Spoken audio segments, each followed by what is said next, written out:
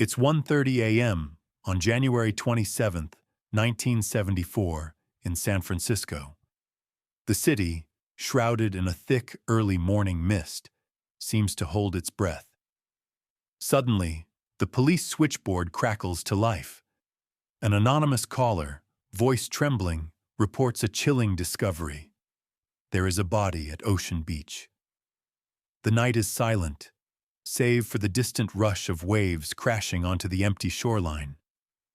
Officers respond quickly, their headlights cutting through the fog as they make their way to the desolate beach. What they find is a scene that will haunt investigators for decades to come. The lifeless form of Gerald Earl Kavanaugh, age 49, lying on the sand. His body bears the unmistakable marks of violence. Not one or two, but 17 stab wounds, each one a testament to the brutality of the attack. As dawn begins to break over Ocean Beach, a series of unsettling questions hang in the air. How was Kavanaugh brought here, under the cover of darkness?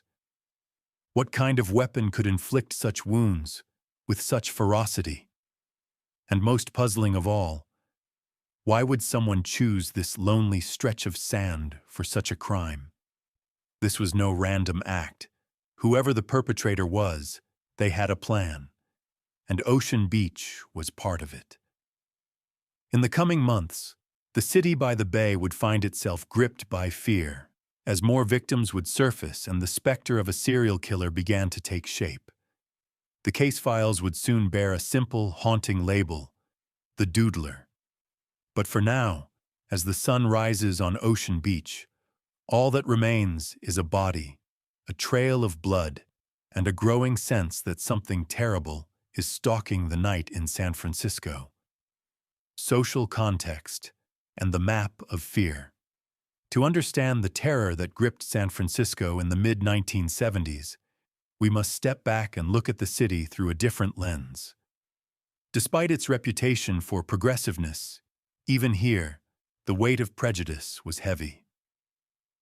The LGBTQ community, especially gay men, lived in a world marked by both newfound freedom and ever-present fear. Bars and night spots in the Castro and along Polk Street offered a fragile sense of belonging. But outside their doors, dangers lurked in the shadows. At the time, police raids on gay bars were not uncommon. Entrapment at cruising spots was an open secret, fueling mistrust between the community and law enforcement. Many witnesses, themselves living under the threat of exposure, were reluctant, sometimes terrified, to come forward. In this climate, a killer found fertile ground. The city's geography itself played a role in the mystery. The crimes unfolded in a chilling pattern, stretching from the windswept expanse of Ocean Beach to the tangled greenery of Golden Gate Park, and up to the quiet corners of Lincoln Park and Land's End. All these sites shared one thing. After midnight, they became nearly deserted, spaces where secrets could be buried, at least for a while. Investigators would later note that the killer seemed to understand the city's rhythms intimately. Justin didn't strike in crowded places or at random. Instead, he lured his victims to these isolated outposts, far from prying eyes, under the cover of darkness. In San Francisco's labyrinth of parks and coastline, the predator moved with purpose. Each location, each body found, marked another point on a grim map, a silent trail that, for years, would lead nowhere. The question remains: how many others, out of fear or shame, vanished into the night, their stories never told? The victims, a timeline of fear. The trail of the Doodler stretches across a year and a half, leaving behind a series of victims, each with their own story, each a thread in a tapestry of tragedy that seemed to unravel across San Francisco's hidden corners. It began with Gerald Earl Kavanaugh, age 49. Discovered in the early hours of January 27, 1974, on the cold sands of Ocean Beach, his body bore 17 stab wounds and signs of desperate struggle.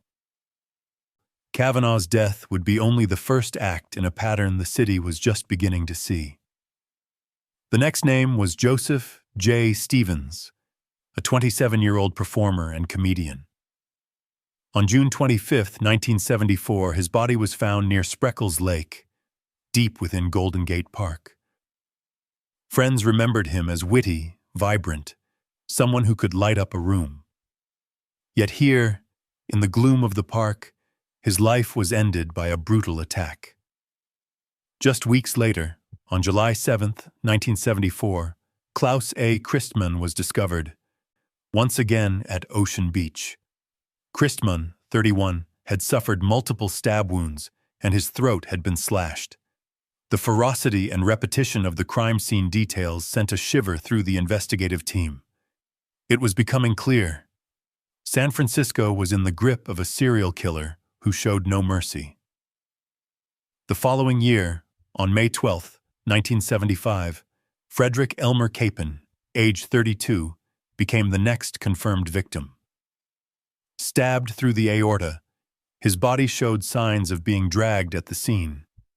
Then, on June 4, 1975, Harold Goldberg, 66, was found in advanced decomposition at Lincoln Park. Although his age and location didn't match the previous victims exactly, investigators included his case in the pattern. The horror did not end there. On April 27, 1975, Warren Andrews, 52, was found brutally beaten at Land's End. He would remain in a coma and eventually pass away. Only decades later, in 2022, would the SFPD confirm him as the Doodler's sixth victim. With each new discovery, panic grew.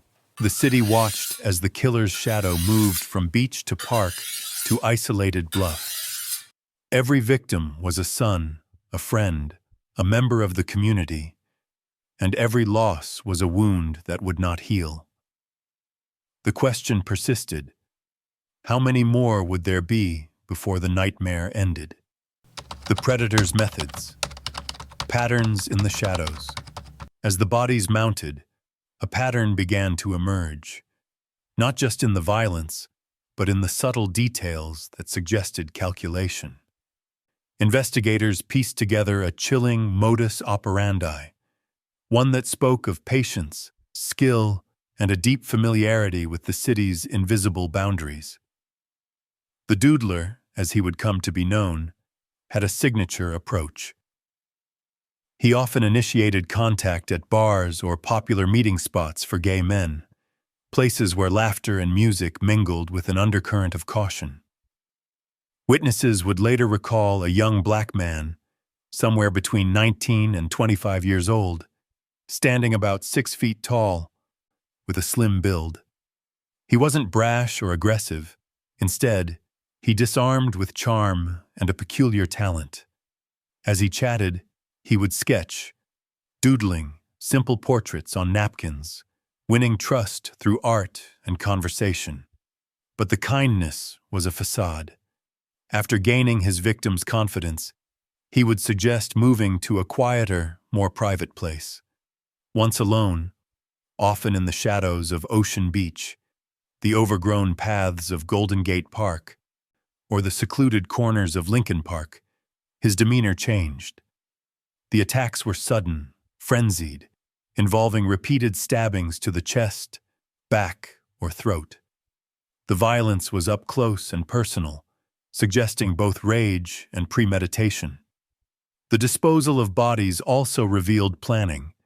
Locations were chosen carefully: windswept beaches and deserted parklands that emptied after dark, where the roar of the Pacific or the rustle of trees could swallow screams. The pattern of crime scenes, each linked by geography and secrecy, painted a picture of a killer who was both predator and ghost, moving through San Francisco's underbelly with alarming ease. Despite eyewitness sketches and police composites released in 1975, the suspect remained just out of reach. He was described as blending in, almost forgettable, except for the odd detail. Always alone, always sketching. The nickname, the Doodler, stuck, a grim reminder that, behind the guise of an artist, a hunter was at work. What drove him? Was it hatred, compulsion, or something darker? And how did he manage to vanish after each attack, leaving behind only blood and unanswered questions? Surviving witnesses. Justice out of reach. In most cases of serial crime, the difference between a cold case and an arrest comes down to one thing: a living witness willing to speak. By 1977, the Doodler investigation had exactly that. Not one, but 3 men who survived encounters with the suspected killer. Their testimonies should have been the turning point, the moment when the predator was finally brought into the light. But San Francisco in the 1970s was a different world, especially for men in the gay community. Being outed wasn't just a personal fear. It could cost you your job, your family, your future. Among the survivors was a prominent entertainer, whose name still carried weight in the city, and a foreign diplomat, shielded by layers of official secrecy. They'd each encountered the Doodler, endured his violence, and lived to tell the tale. Yet when the time came, all 3 refused to testify in open court, terrified of public exposure and what it might bring. Law enforcement found themselves at an agonizing impasse. There was even a prime suspect at one point, with evidence that seemed to align with the killer's profile. But without witness cooperation, the case fell apart. The district attorney's office couldn't force testimony, and no jury would convict without it. For the Doodler, it was a silent invitation to vanish back into the city's shadows. The impact was devastating. Not only did justice for the victims slip further away, but the fear within the community only deepened. The files gathered dust. For decades, the Doodler's name was spoken only in whispers, a warning passed from friend to friend. It would take seismic shifts in both society and forensic technology before investigators could even consider reopening the file. And so, San Francisco's most vulnerable were left to wonder, was the killer still out there? His crimes unpunished because shame and secrecy had built a wall justice could not cross. Modern reinvestigation. A cold case awakens. For decades, the Doodler case faded into the background, overshadowed by newer headlines and the relentless passage of time. But justice, though slow, does not always sleep. In recent years, a changing social climate and remarkable advances in forensic science breathed new life into this haunting mystery. On February 6, 2019, the San Francisco Police Department made an announcement that sent ripples through the city. The Doodler case was officially reopened. A $100,000 reward was posted for information leading to an arrest and conviction. Investigators released a digitally aged sketch, updating the original 1975 composite to show what the suspect might look like decades later. For the first time, the public also heard a recording of the anonymous call that began it all, the voice reporting a body at Ocean Beach. Behind the scenes, forensic teams worked quietly but methodically. DNA evidence from the crime scenes, once thought hopelessly degraded, was submitted to modern labs. Detectives explored the possibilities of genetic genealogy, a powerful tool that had recently cracked cold cases thought unsolvable. There was cautious hope. Could the smallest trace, a strand of hair, a forgotten fingerprint, finally expose the killer's identity? The push to solve the case intensified in 2022, when police formally recognized Warren Andrews as the Doodler's 6th victim and doubled the reward to $200,000. The message was clear. time had not erased the pain or the need for answers. By January 2023, the reward had climbed to $250,000, and a new, digitally aged sketch was released, hoping someone might recognize the face after all these years. Still, the mystery endures. The Doodler's identity remains just out of reach. Yet, for the first time in decades, there is momentum, and a renewed promise that the city has not forgotten those lost to the shadows. Cautions in retelling: truth, estimates, and respect. As the years pass, stories of the Doodler continue to echo through San Francisco's history, whispered in bars, retold in newspapers, and revisited by true crime enthusiasts worldwide. But with every retelling comes a responsibility to honor both the victims and the truth itself. First, the matter of numbers. Officially, 6 victims have been confirmed by the San Francisco Police Department as linked to the Doodler's crimes. These names, Kavanaugh, Stevens, Christman, Capon, Goldberg, and Andrews, are not just statistics, but lives lost and families forever altered. Yet, some sources claim the number could be much higher, with estimates ranging from 14 to 16, or even more. These larger numbers are tempting, especially for those searching for patterns or trying to dramatize the story. But the difference is critical. Confirmed cases rest on hard evidence, while estimates dwell in the uncertain world of rumor and speculation. Media coverage, both then and now, walks a fine line. The Doodler's true identity remains a mystery, and so do many of the details surrounding the investigation. Sensational theories swirl, unverified rumors about high-profile witnesses or alleged suspects, but no official statements have ever named a perpetrator. Every time the case is retold, it is essential to separate established fact from possibility, to avoid repeating unfounded claims that could harm innocent lives or mislead the public. In the end, what matters most is respect. For the victims who were denied justice and whose stories must be told with dignity. For their families who still carry wounds that may never heal. And for the truth, which, however elusive, remains the only foundation for real justice. So, as the legend of the Doodler persists, one lesson stands out. Every detail matters. Every word, every number, every name must be weighed with care.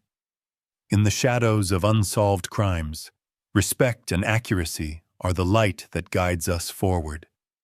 The road ahead, justice, memory, and the search for truth. Decades have passed since the Doodler's shadow first fell across San Francisco's hidden corners.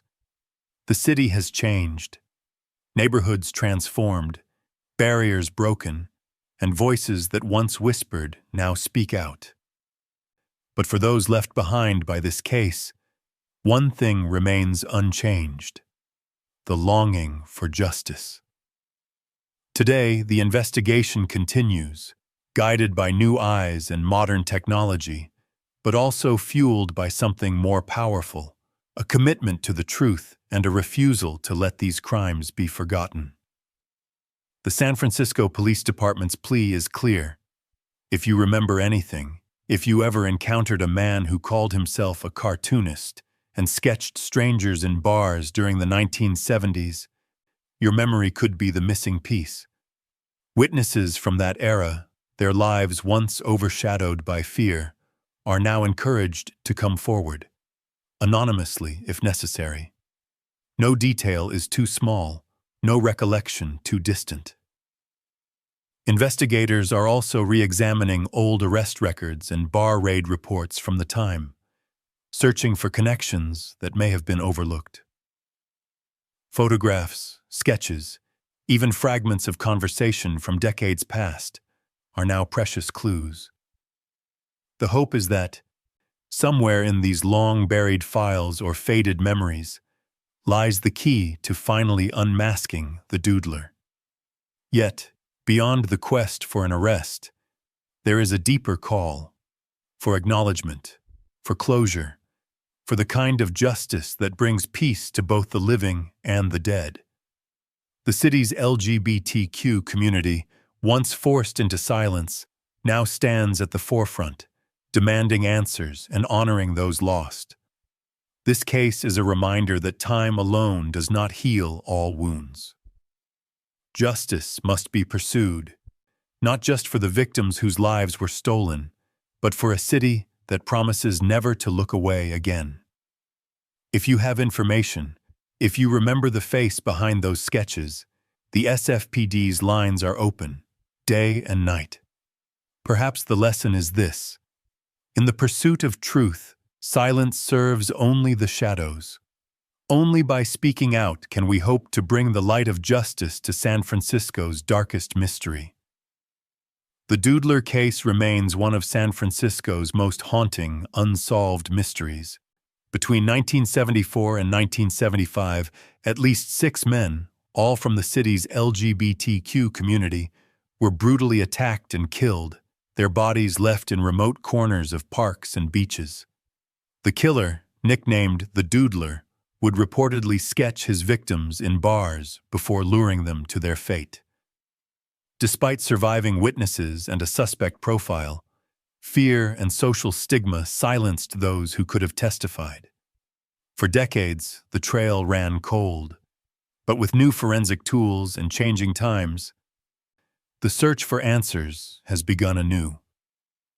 Today, authorities and loved ones alike urge anyone with memories or information to come forward, in hopes that justice, though long delayed, will finally be served.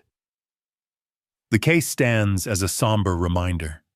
Even in a city known for its openness, secrets can linger in the shadows for generations.